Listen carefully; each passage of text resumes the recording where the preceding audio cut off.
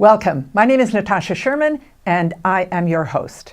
My guest today is Jack Barsky, born, and I was warned not to try to pronounce this, but I'm going to anyway, Albrecht Dietrich in East Germany in 1949.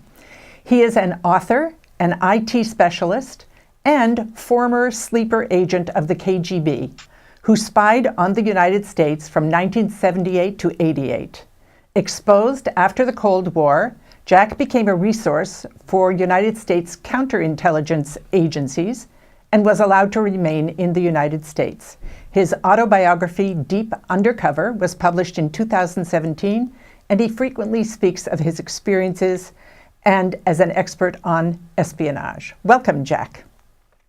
I'm glad to be with you. The one thing you failed to mention, I worked for 5 years in Princeton. Oh my God, yes. I realized you were in Princeton as I read something about you somewhere, and you met your current wife in Princeton, right? Yes, that's correct. Yes, so you know exactly where we are. So you were born in East Germany after the war, and as you wrote, the entire trajectory of my life is rooted in the geographic location of my birth. So can you say a little bit more about that? Well, I may have to add another piece of information here. I'm talking about the intersection of time and location. Yes, okay. And the time is 1949, is 4 years after the war ended. Location was in the eastern half of Germany that was occupied by the Russians. That determined where that part of the country was going into the future, and that's where I grew up. Yes, so West Germany, on the one hand, started to thrive. East Germany did not. And yeah, that is correct. And the major difference was that the United States invested in West Germany, and the Russians took everything that wasn't securely nailed down out of the eastern part of the country, which they should have, maybe because of reparations, but it didn't help us. Right. And, you know, it occurs to me as you write about it that, you know, there was poverty and, you know, food, good nutritious food wasn't easily available, but that pretty much most people were in the same condition. So you didn't perceive yourself as being deprived. Is that correct? That is correct. This was post-World War. Everybody pretty much had the same opportunities at limited choices, right? Yes. And I grew up in a small village. Maybe the village doctor had a car or something, but everybody else was still with horse and buggy, and there were very, very few social differences. Right. So you grew up and you were clearly smart, and you were taught to be a hard worker. And I gather that one of the things that really made you a good candidate for being a spy was you were also extremely competitive and liked to win and do well. And so you ended up in the University of what I call Jena, and you were studying to be a chemistry professor? I was studying to get a master's degree in chemistry, and I absolutely killed it. I mean, I graduated with a perfect average, and I got a national scholarship. And that wasn't necessarily because I was the smartest, but I was a smart person with good work habits and a good sense of what might come up on a test. I was a really, really good test taker and really good under pressure. That's something that you need to be when you do secret work, right? So there you are. And there's something else that you describe, that, you know, your parents took care of you, but they didn't in any way gentle you into life. For example, you were in pain, and your mother told you to get on a bus, and you got on a bus and went and had an appendectomy. That's correct. I couldn't walk straight anymore. The pain was so bad. I was bent over. But that's when I was 16. I think the worst one was when I was 10, and I had a flesh wound in the sole of my left foot, and they told me my father had a motorcycle, then they told me to walk to the doctor, which was about a half a mile away. Wow. So, I mean, it's shocking to us, and I'm sure you wouldn't have your children do it, Nope. but there you were. And again, I think you implied that this kind of learning to be self-sufficient, like nobody's looking out after you, really also contributed to bringing something to the table to do secret undercover work. It clearly did. If I may elaborate a little bit without getting into detail, there's an interview that was given by an ex-head of the KGB who was asked specifically what kind of characteristics they were looking for in the candidates for this kind of work. And he mentioned about 10, and I easily fit 9 out of 10. Wow. Yep. And so there was a real targeted search, that once they hooked up with me, they really were looking for, do I have this, and this? I didn't know any of that. This was all done in secrecy, and right. Nobody told me anything. So you were first approached by what you think was Stasi, the secret German police, yes? I thought so. In hindsight, he may have been a volunteer for the KGB, but he was a German, and initially I was thinking this is Stasi, and I thought there was very close cooperation in the field. Turns out, what I found out much later, not too long ago, the cooperation was somewhat limited, so he was probably KGB already from the start. Right. So they approached you, and what was their first kind of request of you, or what did they tell you? Well, initially it was a lie. The fellow who approached me said he was from a local company, a very famous company still in existence called Siena, that makes optics and measuring devices and so forth. And he asked me if I maybe was interested in joining that company. That was such an idiotic question, because in those days, I don't know what he didn't know, but he must have not known much of anything. In those days, people who graduated from college were assigned. Oh. All right. So there was absolutely no recruiting going on campus. Everybody got an assignment, except for the top 5%. They had sort of choices. Like me, I would have had a choice, but no company ever went on campus. So what did you say to him? Well, I just played for time. I knew there was something else coming. Okay. And, I played a game with him. I knew more about him than he knew about me already, because, his lie was just very awkward. And we engaged in small talk for about 10 minutes, and then he changed his tune and he said, "You know what? I'm really from the government." And okay, so now we're going one step further. I avoided making him look really foolish by not asking what part of the government are you from. So we went back and forth. It was sort of almost like shadow boxing, and eventually he came out with what he came for, and that was whether I would be interested one day in working for the government. Another sort of awkward question that didn't make much sense, but I knew what he meant, and I said yes, but not as a chemist. Okay. That's all he wanted to hear. We were talking, we were talking between the lines, so to speak. Right. Yes, I totally get that. And then when did the KGB actually step in? Well, and that was, I met him one more time at a local restaurant, and then we had yet another meeting. Oh, by the way, I know exactly what I ordered. It was the most expensive item on the menu. Good for you. And the second time, there was another fellow there, and he introduced this guy, and the guy opened his mouth, and I heard the Russian accent. Didn't take in a couple of minutes, my friend, who never introduced himself by name, said, "Well, we're working with our Soviet comrades," and then he disappeared. So that's how you wind up with the KGB. And so, what did this KGB person ask you? Oh no, we were just making nice. Right. He paid for for my meal. He ordered another beer, and we started meeting. And it was a very, very slow getting to know you process. Started in the beginning just with very general, who are you? What do you think you want to do in the future? What are your strengths? Who do you think you are? What are your weaknesses? Could you imagine one day to go undercover? And initially the target would have been West Germany. That makes sense because you don't have a language barrier and very little of a cultural barrier.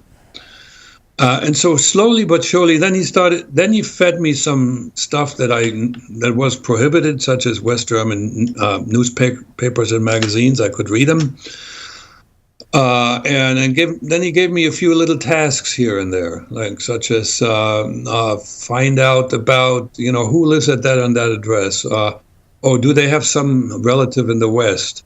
And so I had to sort of sneak around undercover and tell people something who I was not, such as a student who was doing a survey, blah, blah, blah, and strike up a conversation and lead the conversation in a direction that they would spit out the information without knowing that is what I was after, that kind of stuff. So what what was your perception? Were you just kind of, doing what they asked you to do, kind of with the idea of, let me see where this leads? Yeah, that's a good question that I can only answer with yes. Curious. This is one character. One of the main character traits of mine is curiosity. I always, when something comes at me, person, device, I always want to see what it looks like from the other side. Right. So was curiosity, sure, and there was no decision to be made in the beginning. Let's see what happens. Okay, so then how long did it take before it became apparent that they were actually investing in you and wanting you to be a spy? Well, the whole thing came to a climax when about a year and 3 months after our first meeting, the fellow came to me and says, we have arranged for a practice trip for you to go to Berlin. 3 weeks. I says, well, how do I was already employed by the university. How do I take 3 weeks off? He said, no, don't worry about it. We'll arrange it through the military. This is a short-term assignment, national security, blah, blah, blah. No problem. So he sent me to Berlin, and that's where, in Berlin, when I arrived there, I had my first sort of secret meeting. All I had was a street address, a street corner, and some code words, and a couple of things on me that would allow the other person to recognize me. We'll recognize each other. That was our first secret meeting. I'm going to interject something here. I want to ask you a question, because before the wall came down, I was in Berlin and went to the east side and the west side. So dramatic difference. And I had lived in the west, but you had not lived in the west at all. And right. Suddenly you go to the West Berlin. Like, what was your first impression? That was in East Berlin still. So you're still in Berlin, East Berlin. It was in East Berlin. Still the West gray Berlin and comes drab. later. I can answer this question now, or I can defer it for later. No, let's answer it now. Okay, it was just like, what? It's very similar to 4 years ago, I had my cataracts removed. And if anybody who had cataracts knows that, you get used to seeing the world in sort of gray and brownish shades. And when I was able to look through my new lenses, says, oh my Lord, there's color in the world. Same thing, east to west. I mean, the east was literally, and you were there, it was gray and brown. Yeah, concrete. Apparently they didn't have any paint. Even the old towns were not really maintained well. You get into the subway, you appear above ground, you look around and says, oh my God, there's color. Yes. It was a phenomenal difference. So meanwhile, you're living in the East and you are given access to some magazines, so you're getting a feel for something that's happening on the West. Sure. But clearly, you probably had never seen like a James Bond movie, so that you probably didn't have the myth of the spy. I had the myth of the Eastern Spy. We had our own myth. Oh, you did? Oh yeah, there was about the Russian. There were some very famous spies in history. Probably the most famous German spy but his name is Richard Sorge. He spied for the KGB in Japan, and he gave Stalin really, really good information about whether Japan would enter the war and when that was. Stalin didn't trust him. When Sorge was uncovered by the Japanese, the Russians denied that they had any connection with him, and he was executed. That part they didn't teach us in East Germany. Yeah, I'll bet. We knew about the hero, the communist hero who helped out Stalin. Okay, so there was the heroic, mythical image. Oh, you bet. Yeah. Oh, absolutely, yes. And that was part of the attraction. I had a chance to join that pantheon. Yeah. Oh my God. And of course, as a young man, absolutely. Oh God. Yeah. So now you're in training. You're in East Berlin. When does your first trip happen to West Berlin? Because I do remember, and I hope I'm not getting it wrong, but that's when you first watched Sesame Street. No, that was before. When I finally got an apartment. I had actually the ability to get an antenna on a roof and get Western television. The first thing I did, I bought myself a TV, and of course, the whole idea I had to watch Western television was a task. My goodness, you can't have a better job than that. I wake up in the morning. I go across the street, get myself some breakfast rolls, make some coffee, start eating, and turn on Sesame Street. It was the German translation of the original. It was lovely, and by the way, my German wife, when I first met her, we both agreed that Sesame Street was one of the best programs ever on TV. I think that's hysterical. I think it's great. Yes. Okay. So now let's segue from you're doing these little missions and they're kind of testing you. I think one of the things that really became apparent to me is their willingness to invest in a long time. Absolutely. It's huge. This willing to wait and see and program and train and with no guaranteed end results. Again, referring back to that interview by the ex-head of the KGB, he said exactly what you just said. They trained a lot of people, and a lot of people fell by the wayside for one reason or another. And he said, you send out so many, and most of them will not be successful, but some will be. They invested a phenomenal amount of money and time into training people like me, and there weren't that many. So then let's jump into, at this point, at some point they make a decision that you're going to go to America. Yes? Yes. But in the meantime, had you already met and married Gerlinde? No, I met her while I was in training in Berlin. She was a girlfriend, and then I was moved to Moscow for 2 years to finish my training. The entire training was about 5 years. Wow. It was because of the additional language training. And before I left for Moscow, I broke up with her because there was really no future for us. But then something went wrong just before my departure for the U.S. There was a glitch in the whole program, and the document that they thought they were going to get, we couldn't get. So they sent me back to Berlin to hang in there. So just wait, cool your heels. And this is one of the several weird coincidences that happened in my life. So I come back to Berlin, go to my old apartment that I had not occupied for 2 years, that Gerlinde had visited once. My second day, I'm sitting in the apartment, there's a knock on the door, and I open the door, and she stands in front of the door. She had no idea that I was coming back. She had no idea where I was. It was just whatever. Anyway, did she ever say why? What had her show up that day? I never asked. That's a really good question. That sort of got lost in the sauce. And so we, at that point, I said, okay, I fell in love with her again. I went to the KGB and I says, I got this woman here.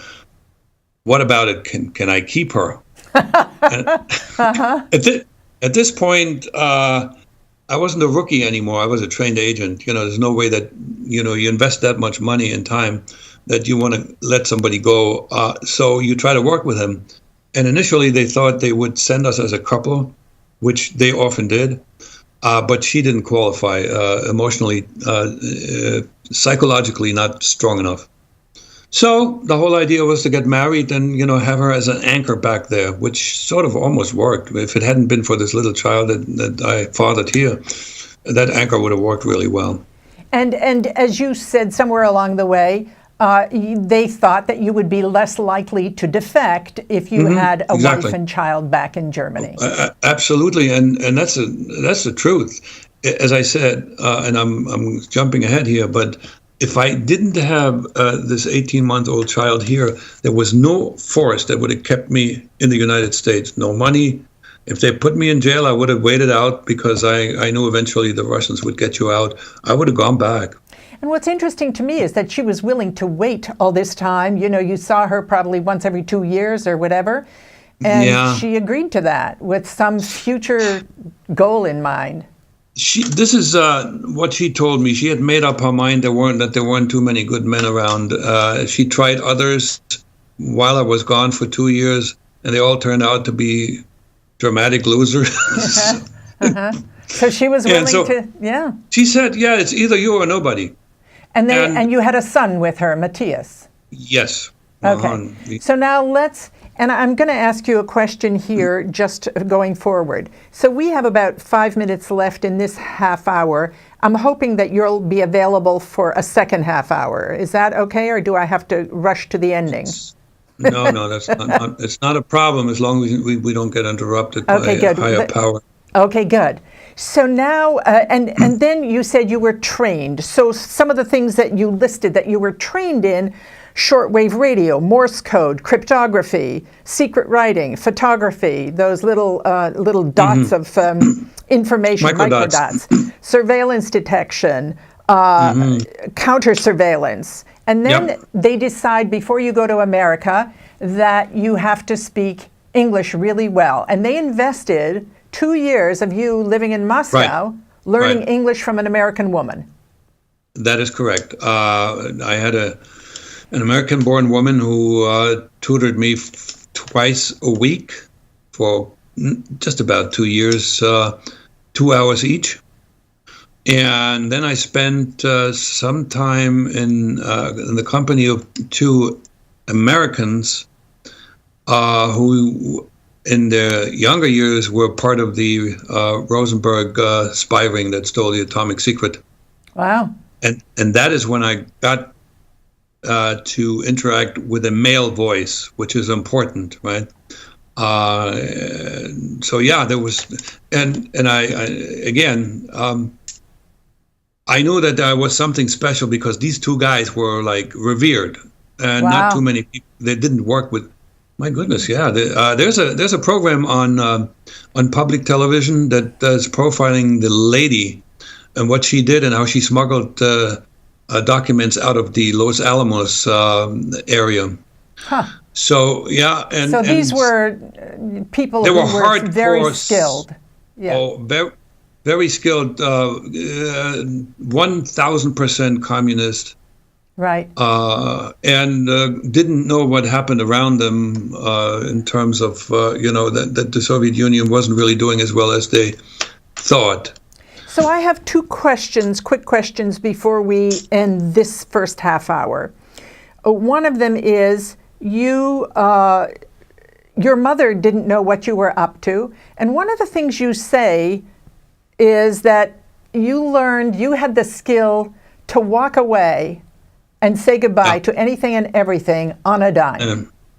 I still do. When I moved from upstate New York to Georgia, it might as well have been Australia.